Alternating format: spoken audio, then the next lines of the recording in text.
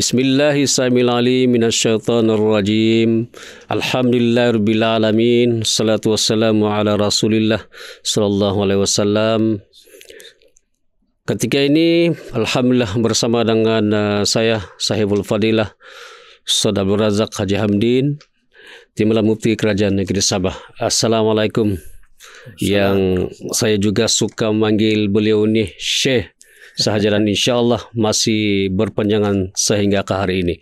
Alhamdulillah, ini satu segmen ataupun podcast yang insyaAllah akan bersiaran sepanjang tahun ini. Dan Alhamdulillah, tajuk ini cukup istimewa untuk kita, dan kita tidak akan melengahkan masa. Saiful Fadilah, barangkali bolehlah Saiful Fadilah terangkan pengenalan kitab Taurat ini untuk sebagai pengenalan pertama dalam sesi segmen kita pada petang ini. Dipersilakan Saiful Fadilah. Assalamualaikum warahmatullahi wabarakatuh. Bismillahirrahmanirrahim. Alhamdulillahirabbil alamin. Wassalatu wassalamu ala asyrafil anbiya'i wal mursalin wa ala alihi wa ashabihi ajma'in, amma ba'd. Terima kasih. Alhamdulillah, Syekh. alhamdulillah. Syekh juga. Syekh juga. Biasa sudah bahkan panggil Syekh. Syekh sudah biasa. Okay, sila. Al-Fadil Ustaz Zaki bin Laumin. Alhamdulillah kita sudah berada pada 3 Ramadan. 3 Ramadan. 3 Ramadan hari ini kan. 1446 Hijrah. Dan itulah harapan kita pada sebelum ni. Kita berdoa supaya diberkati pada bulan Rajab, bulan Sya'ban, dan kita minta sampai bulan Ramadan. Alhamdulillah, kita sampai pada hari ini, bulan Ramadan. Jadi petang yang mulia ni, kita cuba mendekatkan diri kita berkaitan tentang apa yang kita mau bicarakan lah pada petang ni kan. Iaitu tentang turas. Yang disebut turas. Turas. Bisa yani sa. Bisa. Turas. Asal ya turas ni iaitu waris. Dalam bahasa Arab kan. Kalau bahasa kita pun waris juga lah. Saya sebenarnya tertarik. Minta maaf Saiful Fadilah. Ya. Ini satu kalimat atau perkataan yang barangkali jarang bagi sahabat-sahabat kita, rakan-rakan yang ada di luar sana. Ya. Tapi alhamdulillah awal Ramadan tahun ini kita akan lebih mengenali kalimat itu sendiri dan juga maksud itu sendiri. Iya. Ya, alhamdulillah. Kalau kita lihat, kalau kita bicara tentang turas nih, iya. Memang kalau kita bicarakan dia cukup menarik. Alhamdulillah. Cukup menarik terutama bagi orang yang mau mengkaji tentang dan barangkali mempelajari, mengkaji dan juga orang yang berminat untuk mendalami ilmu dalam bidang agama lah khususnya. Alhamdulillah. Baik, turas ni yang paling besar Zaki, yaitu disebut juga warisan kan? Warisan. Ya. Jadi apabila disebut kitab turas, itu bermakna kitab yang diwarisi. Alhamdulillah. Kitab yang diwarisi itu maksudnya kan. Yang besar nih yaitu Quran Sunnah. Subhanallah. Paling besar turas antara lain itu Quran dan Sunnah. Allah. Quran ni kalau kita baca surah surah Fatir, ayat 32, Allah menyebut bahawa summa awrasnal kitaba alladhina astafaina min ibadina. Yaitu kemudian kami, yakni Allah mewariskan kitab, iaitu Al-Quran. Untuk apa? Yaitu untuk mananya kepada hamba-hambanya, untuk mengkaji, membaca dan sebagainya. Itu kitab yang paling besar lah. Kitab turas yang paling besar. Allahu Akbar. Itu yang diwarisi kita kan. Masya Allah. Itulah yang tinggal dengan kita. Yang kedua yaitu sunnah. Yaitu hadis Nabi SAW. Dan ini seperti mana yang Nabi kata, innal anbiya lam yurithu dinaran wala dirhaman. Para anbiya, nabi-nabi ni tidak mewariskan duit, dinar ataupun dirham. Baik Nabi Adam, Nabi Idris, Nabi Nuh, Nabi Nabi Hud, Nabi Saleh, Nabi Ibrahim dan seterusnya, itu tidak pernah mewariskan dinar, dirham atau duit lah, harta. Tetapi mereka ini wa innama warathul ilma, dan mereka ini mewarisi ilmu. Yang sepatutnya kita ambil lah. Jadi itu juga disebut turas. Kitab yang sudah ditulis itu jadi turas. Baik.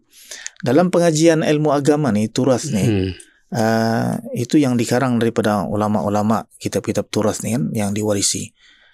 Baik ada dalam bahasa Arab, edisi Arab, ataupun ada juga edisi Jawi. Jawi lama lah. Sebab itulah itu disebut sebagai kitab turas.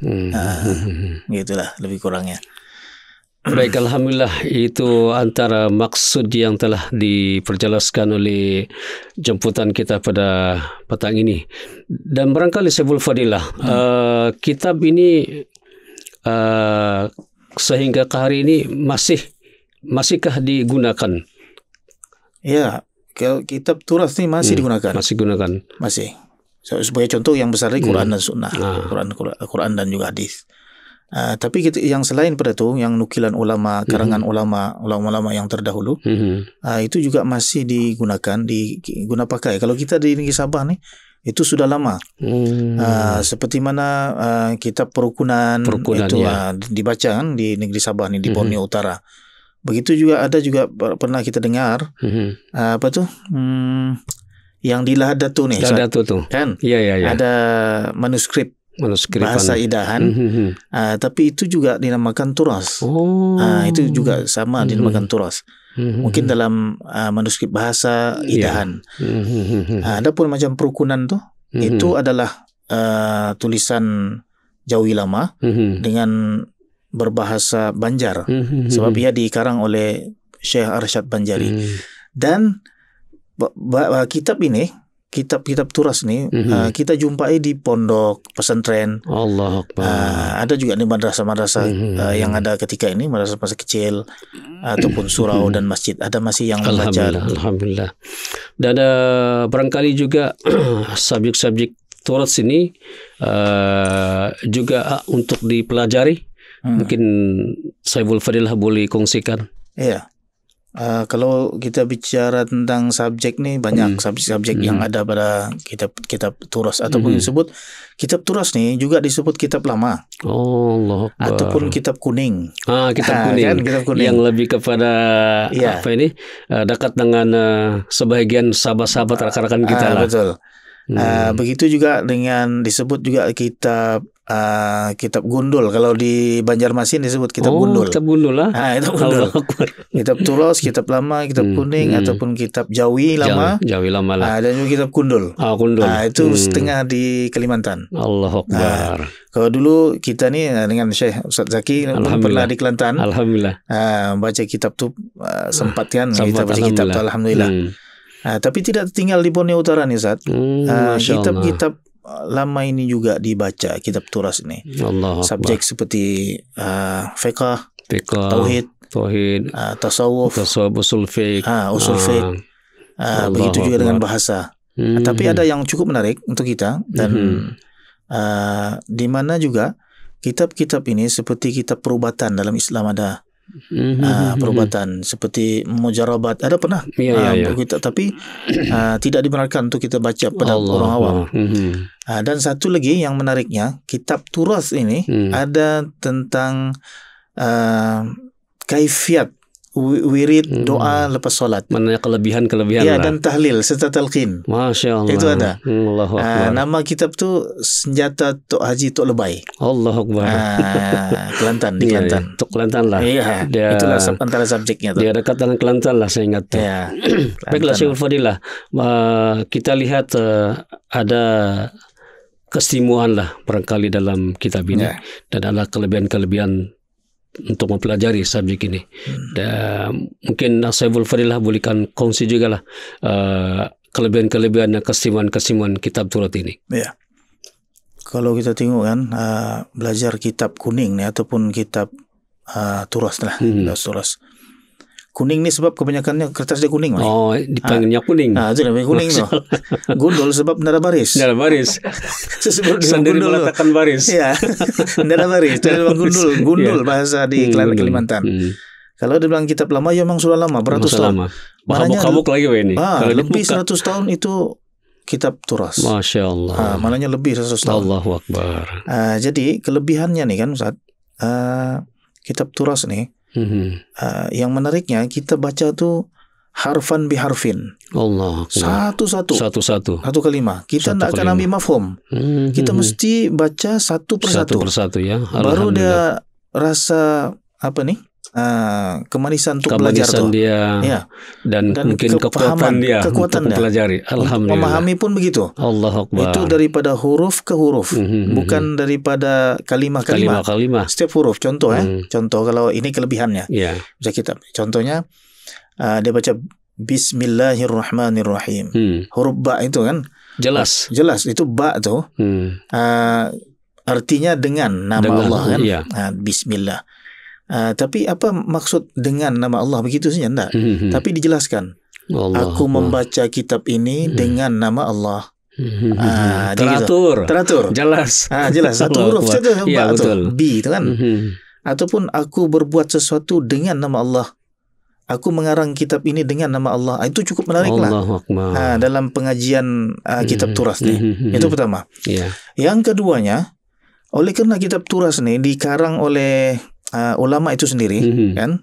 Contohnya macam Syekh Arsyad Banjari, ataupun Syekh Abdul Samad Falambani, ataupun Syekh Daud Fatani, dan lain-lain. Itu yang tersohor di Nusantara. Apabila dia orang ni, ulama ni mengarang kitab tu, maka murid itu belajar dengan dia sendiri. Allahu Akbar. Belajar dengan pengarang kitab itu sendiri. Itulah. Dan apa maksud yang dia tulis itu difahami. Allahu Akbar. Dan anak murid ini akan mengajar seterusnya kepada anak murid yang seterusnya. Dengan amanah ilmu yang diturunkan oleh guru tu kan, begitulah dia sampaikan. Turun menurun. Dia tidak akan orang bahasa Sabah bilang lekau. Dah larilah kan. Itulah maknanya kalau apa yang disampaikan oleh guru tu, itulah yang akan disampaikan pada murid-muridnya yang walaupun tidak jumpa dengan gurunya. Banyak lagi kelebihannya. Dan kitab lama ni dia punya bacaan pun mengikut dalam tata bahasa Arab. Allahu Akbar. Dengan nahunya, dengan sarafnya, tapi dengan bahasa tempatan lah. Karangan tu pun bahasa tempatan. Kalau dia bilang dalam kitab Sabilul Muhtadin, bab najis, contohnya air kencing kan, dia tidak akan sebut air kencing. Dalam bahasa Banjar air kemih. Dia tulis kaf mim ha, kemih. Tapi kalau kita tidak tahu menghijau, kita bilang kumuh. Kumuh lain sudah maksud. Itulah antara kelebihannya. Baik, Sayyidul Fadilah, dalam masa yang singkat kali ini barangkali ada harapan untuk generasi Islam yang mempelajari subjek turas ini. Jadi mungkin ada pendekatan ataupun harapan-harapan yang untuk lebih mempelajari subjek ini? Ya, memang pengajian turas ni, kitab turas ni, kita pengalaman kan, kita belajar kitab turas ni, dia amat baiklah untuk pengajian. So dia asli mana? Asli. Apabila dalam sebut bahasa asli, lain tulin lah asli. Gitu kan? Tidak bermakna menafikan ilmu-ilmu ataupun karangan-karangan yang moden ini, tidak. Bukan begitu. Tapi karangan ni berdasarkan daripada Dr. Amru Al-Wirdani. Dia di antara Dr. Azhar Mesir.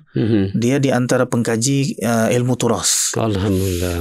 Kenapa ilmu turas ini perlu kita buat satu kajian dan supaya harapan kita supaya generasi mendatang ni membaca kitab turas ni, sebab dia ilmu yang asli tadi daripada pengarang tu sendiri, daripada yang tukang karang tu lah, musannif tu. Dia tidak menyinggah mana-mana. Tidak singgah mana-mana.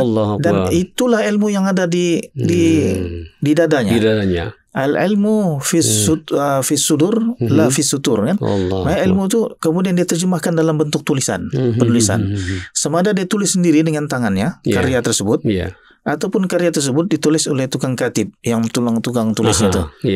Jadi itu memang asli lah. Masya Allah. Jadi syukurlah bagi orang yang berkesempatan untuk belajar kitab turas. Alhamdulillah. dalam segmen kali ini, petang ini, berkesempatan kita bersama dengan Saiful Fadilah Ustaz Abdul Razak bin Hamdin, yang merupakan timbalan mufti Kerajaan Negeri Sabah.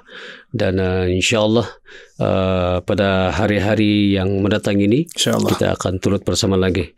Dan mudah-mudahan kita semua dalam keadaan yang sehat, Syekh.